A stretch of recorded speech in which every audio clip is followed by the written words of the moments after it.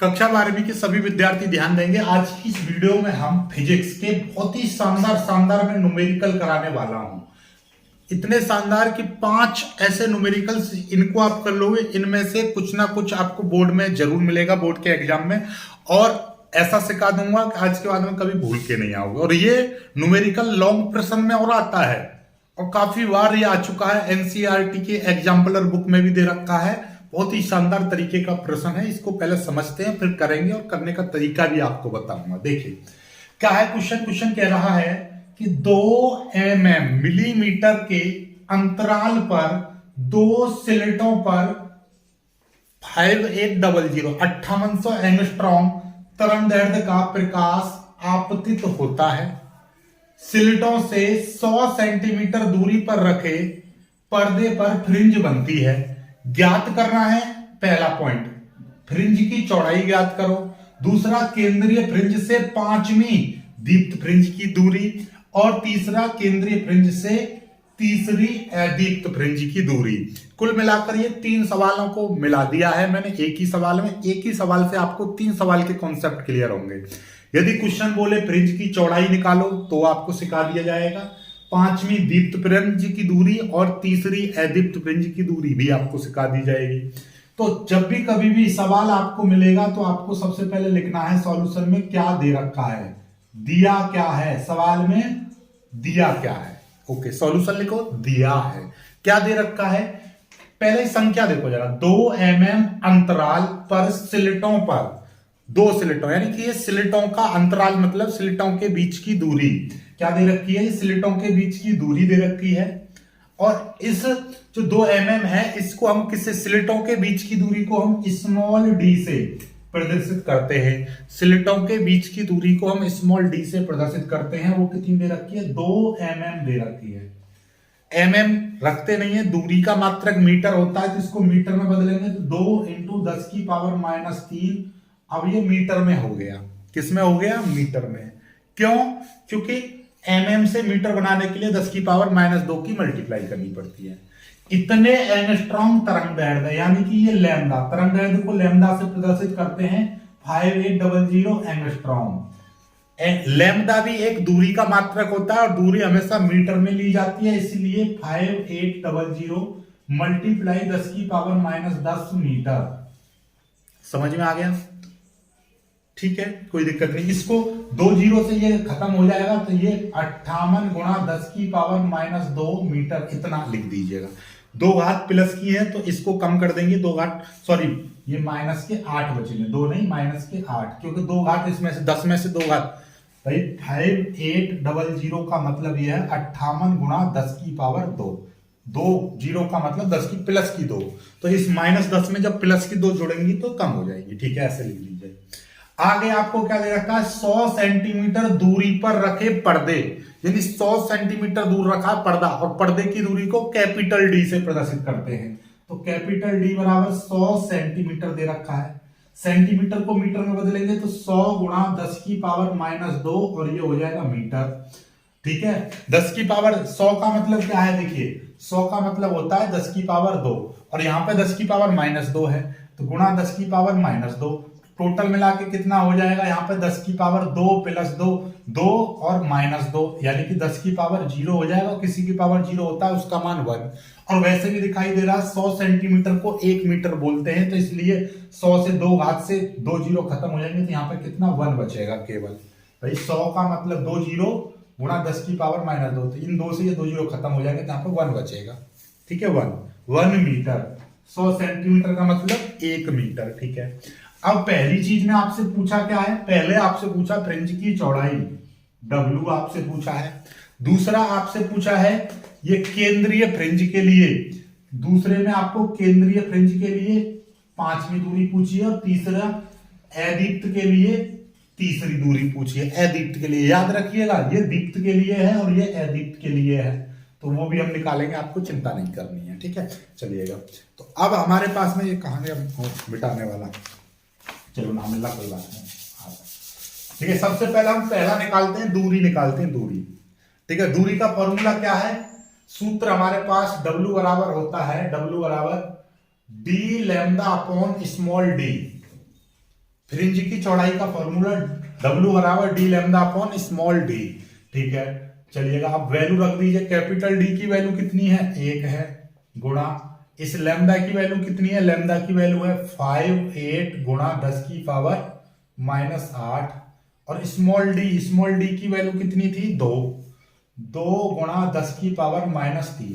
ठीक है, कोई दिक्कत नहीं है। 58 गुणा इसमें करेंगे तो ये कितना हो जाएगा, 58 गुणा 10 की पावर, ये माइनस का 8 है, ये 3 भी ऊपर चला जाएगा, 10 की पावर प्लस के 3 हो जाएंगे, नीचे 2 बचेंगे। ठीक है, 2 से 58 कट जाएगा, 2 दूनी 4, 2 ने 18, यानी कि 29 गुणा 10 की पावर कितने जाएंगे, माइनस के 5 बचेंगे। क्यों, 10 की पावर माइनस का 8 है, ये प्लस के 3, तो माइनस के 5 बचेंगे। ओके, याद रखिएगा 29 का मतलब क्या है, 29 का मतलब ये है कि ये 29.0 लिखा हुआ है, तो पॉइंट से पहले हम एक अंक लेकर आएंगे, तो 2.9 कह दूंगा मैं, तो 10 की पावर एक अंक इधर आएगा तो प्लस की घात बढ़ जाएगी, तो ये 2.9 गुणा 10 की पावर 1 आ जाएगा। क्यों आया, क्योंकि पॉइंट को मैं यहाँ पर ले गया, और गुणा 10 की पावर ये माइनस का 5 है, तो 2.9 गुणा 10 की पावर -4 बचेगा, क्योंकि ये घात प्लस की खत्म हो जाएगी तो माइनस के 4 बचेंगे। तो W बराबर इतने मीटर एक चौड़ाई आ गई फ्रिंज की। एक फ्रिंज की चौड़ाई कितनी आ गई, 2.9 गुणा 10 की पावर -4 मीटर। ओके, मिटाने वाला,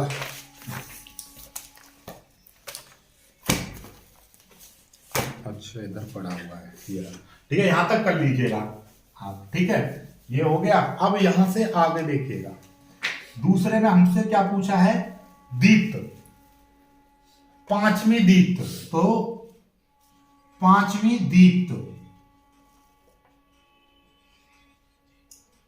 फ्रिंज की दूरी, देखिए ध्यान से समझिएगा, आपको पहले मैं बता दूं एम बी या एन बी कह दो या एम बी कह दो। एम बी दीप्त फ्रिंज के लिए जो फॉर्मूला होता है, एक्स एम बराबर होता है M D lambda upon small d, ये होता है। ठीक है, और आपको वैसे भी पता चल रहा है ये वाली जो वैल्यू होती है डब्ल्यू की होती है, तो हम इसको एम इंटू डब्ल्यू भी लिख सकते हैं।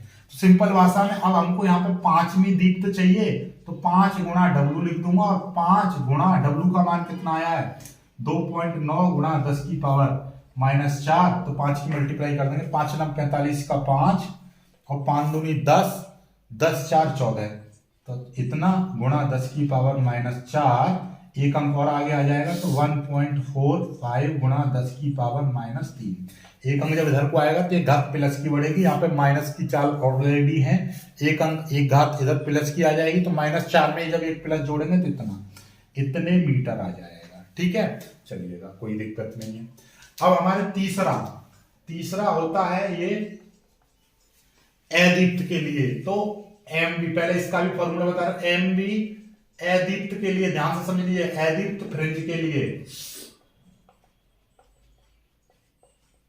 तो m बराबर होता है m माइनस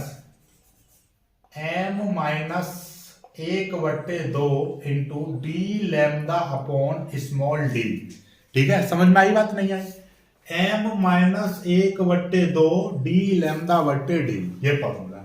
तो ऐसे हमको तीसरी अदीप्त चाहिए, तो 3 माइनस 1/2 इंटू, और इसको तो हम W बोल ही देंगे, ये पूरा W है ही है। ठीक है, तो इसको करेंगे 2 3 दूनी 6 में से गया 5, तो 5/2 लिख देंगे इसको, गुणा W का मान कितना है, W का मान आपको पता ही है, 2.9 गुणा 10 की पावर -4।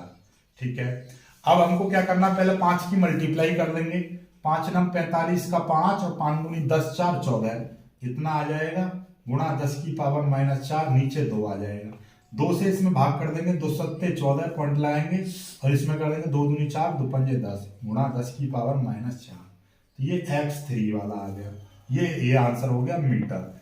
तो आई होप आपको ये चीज समझ में आ गई होगी कि आपको किस तरीके से करना है। इन फॉर्मूला को याद रखना, एम बी दीप्त के लिए और एम बी ए। यदि मान लीजिए कि इसमें डब्ल्यू ना निकलवाता, तो फिर यहाँ पर डी लैम्डा और डी का मान ऐसे ही रख के आप फॉलो करते, सारी वैल्यू आप सॉल्व कर लेते। जब आपको डब्ल्यू निकाल रखा है पहले से ही, तो फिर आपको यहाँ पर डायरेक्टली डब्ल्यू रख देंगे। ठीक है, ये चीज, ये इतना अलग है, ये चीज अलग है। ठीक है, इस चीज को, हाँ ये तो इसी का ही है, ये यहीं से ठीक है, ये ऐसे है। ठीक है, चलिएगा। आई होप कि आपको ये समझ में आ गया होगा। जल्दी से स्क्रीनशॉट लीजिए, फिर आगे बताता हूं मैं।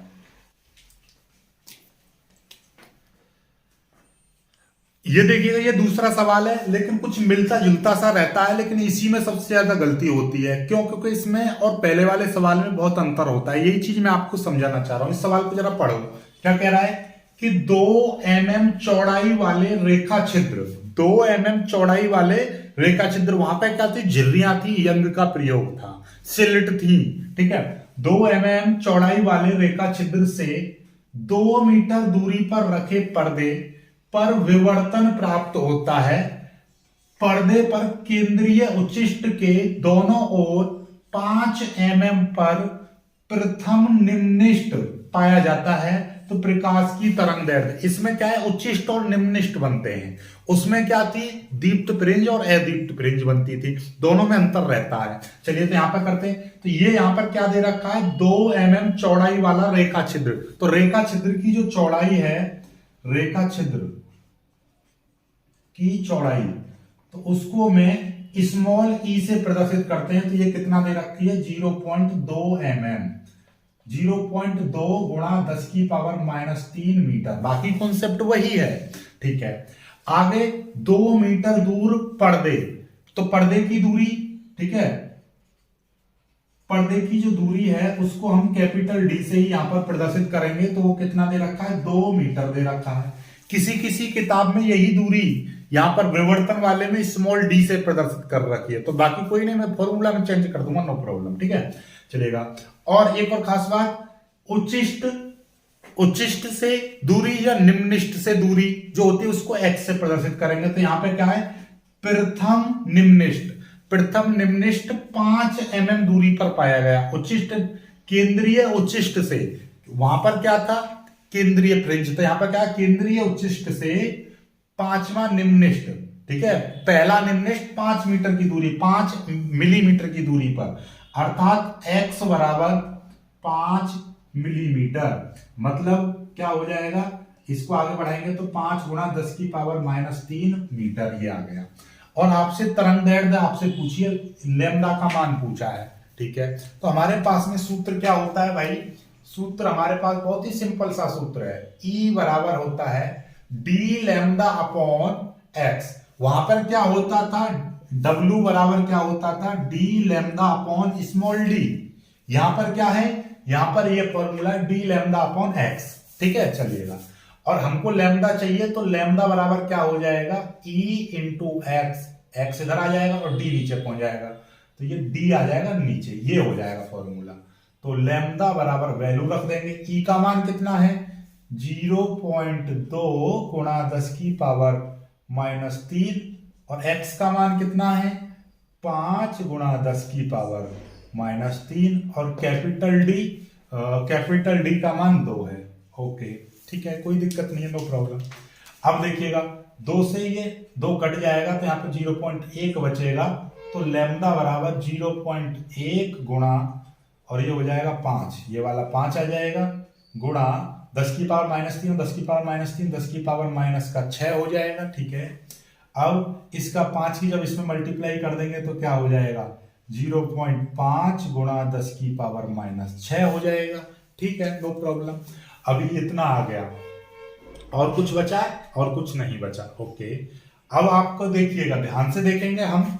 तो हमको यहाँ पे क्या करना है? ये एंगस्ट्रॉम में बना दीजिए। एंगस्ट्रॉम में बनाने के लिए हमको क्या, एंगस्ट्रॉम में रहता है ना लैम्डा जो है एंगस्ट्रॉम, जैसे कि वहां पे 5800 एंगस्ट्रॉम आया था। तो हम क्या करेंगे, इसमें यहाँ पर क्या चाहिए मेरे को? 10 वो चाहिए, 10 माइनस की 10 घातें चाहिए। तो हम क्या करेंगे यहाँ पर कि इसमें ये जो है 4 घात और माइनस की चाहिए। जो 4 घात माइनस की चाहिए, तो इस वाले पॉइंट को हम इधर बढ़ा देंगे तो माइनस की 4 घात आ जाएंगी। तो ये 0.5 है, तो हम इसको 0.5, 1, 2, 3, 4 यहाँ पर पॉइंट पहुंचाना है। तो 1, 2, 3 इस तरीके से 0 आ जाएंगी। तो मैं इसको कैसे बढ़ा दूंगा, देखिएगा ध्यान से।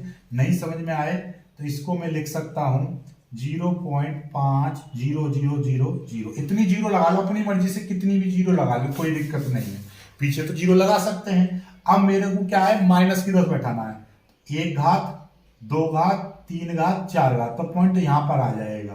तो लैम्डा बराबर 5 1 2 3 1 2 3.0 गुणा 10 की पावर -4, क्योंकि 4 अंक में पीछे ले गया और 4 घात आ जाएंगी माइनस की, ये माइनस की 6 है। तो लैम्डा बराबर 5000 आ जाएंगे, जीरो खत्म करो, 5000 गुणा 10 की पावर -10 इतने मीटर लिख सकता हूं, या लैम्डा बराबर 5000 एंगस्ट्रॉम लिख सकता हूं।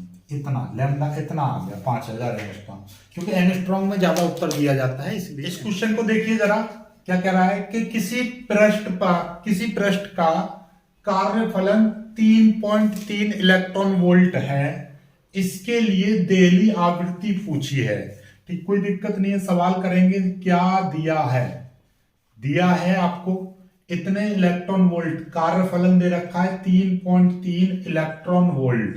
कार्यफलन को हमें वोल्ट में लिखेंगे तो ई से ई को हटाएंगे और ई की जगह पर 1.6 गुणा 10 की पावर -19, अब इतने वोल्ट हो जाएगा। ये इलेक्ट्रॉन को हटाते हैं तो इलेक्ट्रॉन का मान लगा देते हैं, इलेक्ट्रॉन वोल्ट हो गया।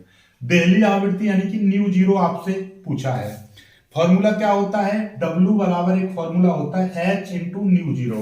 ठीक है, देहली आवृत्ति के लिए तो देहली आवृत्ति न्यू जीरो बराबर क्या हो जाएगा, W/H।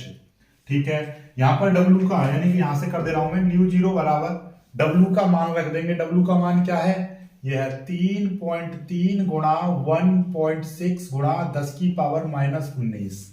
ठीक है, H का मान क्या होता है, 6.6 गुणा 10 की पावर -34 ये होता है।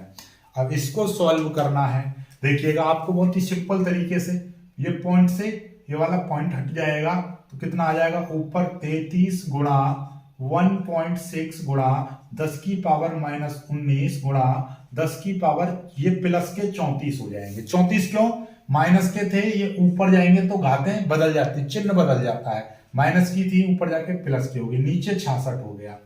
33 एकम 33 और 33 दूनी 66, सीधे सीधे कट गया तो ऊपर आ जाएगा 1.6 गुणा 10 की पावर 34 में से 19 जाएंगे तो कितने बचेंगे भाई, सीधी सीधी बात है, 34 में से आप 20 घटा दो, 34 में से 20 घटा दो तो कितने बचेंगे, 14, और एक हमने ज्यादा घटा दिया है तो इसलिए हम इसमें क्या कर रहे हैं, देखो आपको जब भी कभी भी याद रखो, कोई दिक्कत नहीं है, आप ऐसा समझिया करो, जब जैसे कि ये 34 है, 34 में से आपको 19 घटाने हैं। अब नहीं दिमाग में आ रहा, बहुत जल्दी करने की, कैलकुलेशन करने की ज्यादा आपको मैं आदत बता रहा हूं, तो आप ऐसा करो, इसमें से ये चीज ना घटा कर देखिएगा, इसमें 20 घटाना है ना हमको, तो हम क्या करेंगे, इसमें भी एक जोड़ दो और नीचे भी एक जोड़ दो, तो ऊपर हो गए ये 35 और नीचे हो गया ये 20। बात समझे ना, समझे भाई, जो चीज आपको घटानी है पहले उस जैसा बना लो, उस जैसा बना लो इसको। जैसे कि हमारे 19, अपने दिमाग में ही आपको क्या करना है कि हमको इसमें से 34 में से 19 घटाने हैं, तो आप ऐसा करो, 19 का नहीं बन पाएगा दिमाग में, बजट मोस्टली राउंड फिगर संख्याओं का बनता है, तो इसमें क्या कर लो, आप इसको 20 कर लो, इसको 20 कर लो। तो हम क्या करेंगे, आप ऐसा करो, इसको ऐसा समझो, माइनस प्लस कुछ मत देखो, बस ये देखो कि 34 में से 19 घटाने हैं, तो आपको क्या करना है, 34 में से इसको 20 कर लो, तो इसमें एक जोड़ दिया तो इसमें भी एक जोड़ दो। अब 35 में से 20 घटाओ, सीधे सीधे 15 आ गया, तो ये 15 बचा ऐसे।